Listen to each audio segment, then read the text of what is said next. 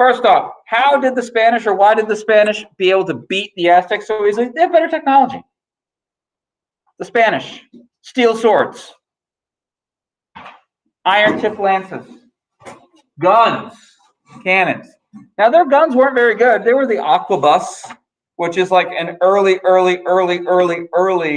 musket. I mean, it's like flintlock, for Pete's sakes. You have to go and light a little fuse on it, then go. It's not very effective compared to what we have today. But for people who have never seen a gun before, like magic. Loud, scary. This creates tons of smoke. You know, when literally an arquebus fires, like you see a flame come out because you're literally just pouring like black powder like down the thing and then lighting it. And yeah, every now and then it would actually kill someone right near it. They had the crossbow, which is going to be much stronger than the standard bow. And this is compared to what the Aztecs had, which, remember, the Aztecs were in Stone Age technology. The Aztecs had stone knives against Spanish swords. Those stone knives, are they going to be able to cut through the Spanish steel and iron armor? No, they could scratch it. I know if I were like a conquistador, I'd be really annoyed if someone scratched my awesome looking armor, but I'll still be alive. Whereas they have cloth armor, which, yeah, if, you know, Roger is beating me with a club, yeah, cloth armor probably will help and it won't hurt as much. But that's not going to stop a Spanish sword. Yes, Celeste? For them to kill the Spanish with a knives, they'd have to go like this, like at least for like an hour. Yeah, it'd be hard. So Celeste just doesn't see how difficult that would be. Yeah, the horse had a bad day. And that right there is what the Aztecs club would be. Basically, you'd have like a wooden club, and they'd put stones in there. So yeah, it would hurt. It could break bones. If they got you in the head, it could kill you. But this guy is so much well protected. But here's the thing too. The Aztecs and the Spanish fight differently. We have brave warriors like Mikel, like Joel. They're Aztec warriors. What they do is they try to capture their enemies because, remember, they want to sacrifice them. So Joel might go break Eli's leg so that Eli can't run away, and then Eli, we can remove his heart and have a great old, you know, sacrifice. You know, maybe they'll go break Hayden's arm or whatever, but Hayden is going to be kept alive so he could be sacrificed. The Spanish, that's not how the Spanish fought wars. When you fight a war, you are trying to kill your enemy. So when the Aztecs are just trying to wound the Spanish, and the Spanish are happily slicing and dicing and making you look like Swiss cheese, it's not a fair fight at all.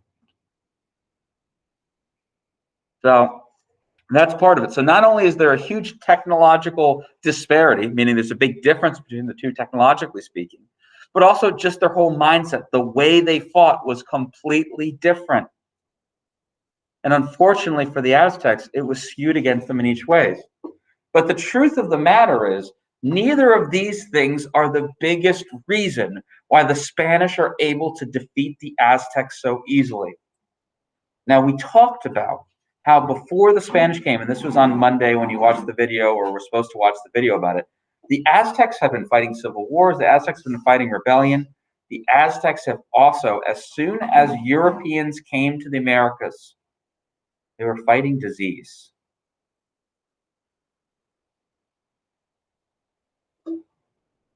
Now, right now, we're going through the coronavirus pandemic. I'm wearing 2 masks so that I don't have any chance of spreading anything to the cherubs that I so dearly love in this classroom right now. But the truth of the matter is, what we're dealing with now is not nearly as devastating as what the Native Americans faced. Because for centuries, Europeans, Africans, and Asians interacted. There was trade amongst those 3 continents, meaning Delicia has experienced germs from 3 different continents, and Delicia's immune system is strong. She knows what to do when they happen. When the Spanish come to the Americas, they bring the smallpox, they bring measles, and many other things. and their immune systems have no idea what to do with it. And the people died tremendously. I've already told you the statistic, but we estimate about 20 million native North Americans were living in North and South America at this time. All right? 20 million people, we think. We estimate out of that 20 million, 19 million of them died. And not because Celeste sliced and diced them, but because she coughed and then people got sick. It was the disease that did it. So we think 95%.